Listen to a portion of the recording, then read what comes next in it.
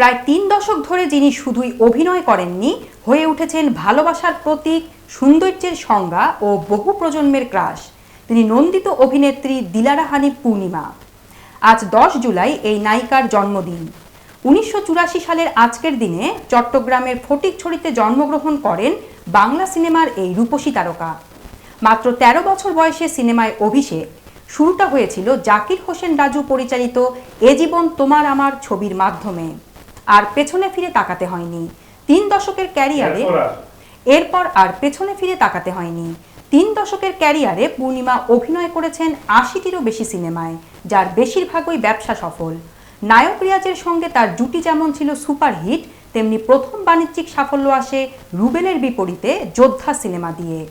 শাকিব খান, মান্না, ফেরদৌস, আমিন খান সহ দেশের তাবৎ নায়কের সঙ্গে রোমান্স করে পূর্ণিমা হয়ে ওঠেন অলিখিত সবার প্রিয় নায়িকা।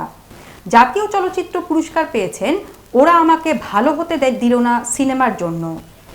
শুধু সিনেমাই নয়, নাট্যজগতে শহীদুজ্জামান সেলিম থেকে শুরু করে চঞ্চল চৌধুরী, মোশাররফ করিম, অপূর্ব সবার সঙ্গে স্ক্রিন শেয়ার করে বারবার মুগ্ধ করেছেন দর্শককে। আর আজ সোশ্যাল মিডিয়া জুড়ে পূর্ণিমার জন্মদিন যেন এক প্রেম ঘন উৎসব।